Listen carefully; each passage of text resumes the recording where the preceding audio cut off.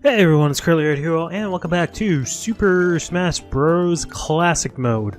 So once again, I'm going to go ahead and do another stint at Classic Mode. I would love to go through and do the entirety of Classic Mode with the entire cast, but I don't know how long that'll take, or if that's even something anyone really wants to watch to its entirety, but we'll see how far I go with this. But like I rambled on about in the last video, essentially I've noticed that I don't have a lot of Smash content on my channel, and I wanted to try and change that by, doing something Smash related here. But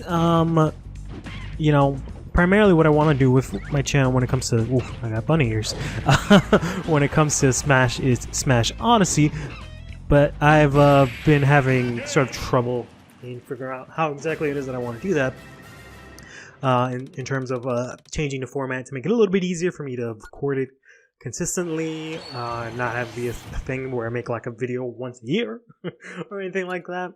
So I'm still trying to figure that out, and I figured I'd do something like this along the way.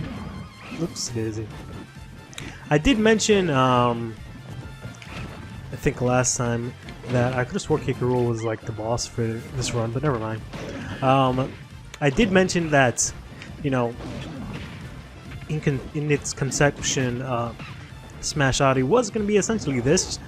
I kind of already did it with, Smash 64. I went to that version's classic mode, and, I was going to initially make it sort of like a seasonal kind of thing, where each season would be related, nice banana, would be related to a Smash game, and throughout it I would, be sort of have like this sort of first initial set of I don't know what to call it, but essentially the first things that I would try and go through is unlocking all the characters and playing through that version's classic mode a couple of times.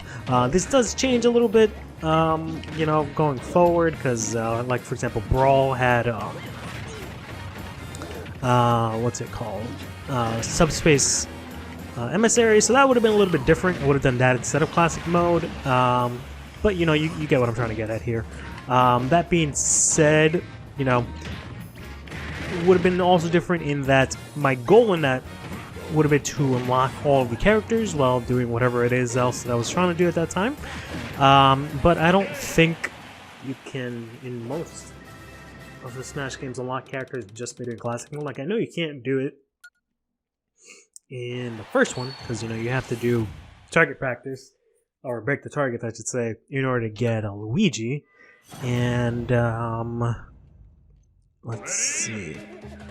I don't really remember how it works for Melee. I just remember there was like a way that you can play like certain matches, and you'll be able to unlock certain characters.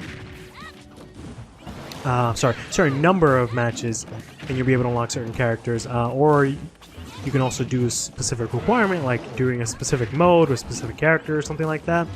That's all I really remember. And then it was, I think, somewhat similar like that for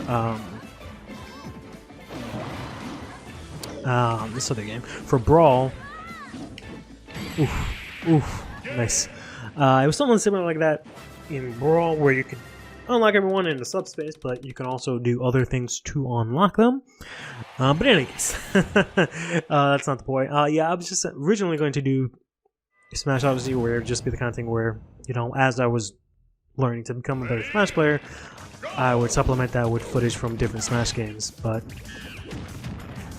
I guess now maybe this can be some sort of version of Smash Odyssey, because technically it is that same idea, and I am still technically trying to become better at the game, just unfortunately playing against computers, which doesn't really help all too much. I'm all alone and I'm full of paint. That is not good. See if I can... Nope. Okay. Well, that sucked. Had a good run going too. Let's go ahead and come back. And at the very least, it doesn't... There are some problems with this classic mode, or I shouldn't say problems, but just things that I don't like. I don't like that every time you lose, you lose your difficulty, which I get it though. It's supposed to be some sort of challenge to not lose your stock, so you can end up with the highest difficulty, so you can get the highest rewards and whatnot, and bragging rights on the highest score. But it's still a pain in the ass. But I do like that you restart immediately, so that is nice.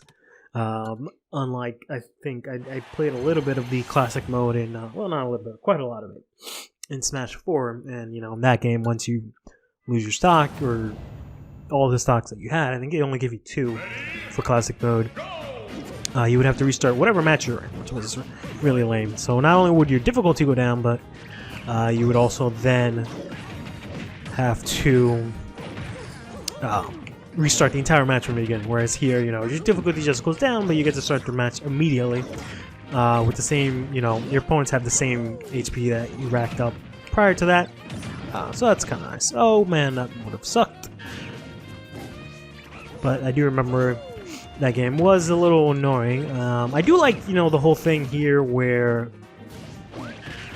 they, increase your difficulty as you go up.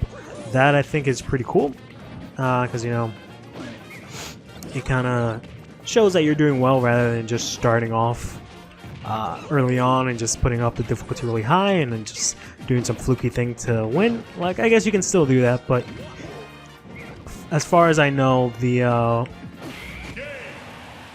what? Oh god, Luigi, I fucking hate you. Okay, there goes our difficulty yet again. Oh man, you piece of shit. I don't know if anyone's ever seen my streams, but you'll notice that I don't like Luigi at all in this game. So, like, it's funny because growing up, I was always the even though I never had like a bigger brother, I was always like, oh, Luigi, he's cool, I'll pick him because he doesn't get any. They don't cut him any slack.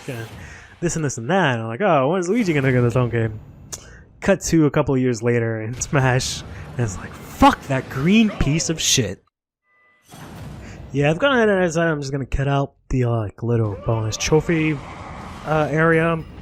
Trophy's not the right word, but the little bonus coin area, just because it's gonna be the same essentially for every character. So it's really no point in just me showing that every single time. It's kind of like not really much. It is kind of different for each character, in that each character moves a little bit differently, so I get that. But I don't think it's really worth me showing every single time, so I'm just gonna go ahead and skip that. But yeah, no, I'm a little surprised because I have done the Diddy got smushed. I'm a little surprised because I have done the classic mode with quite a couple of characters, especially when the game first came out, and that was one of the easiest way in order for you to unlock characters. I did do essentially the entire first row and like some other characters down the line.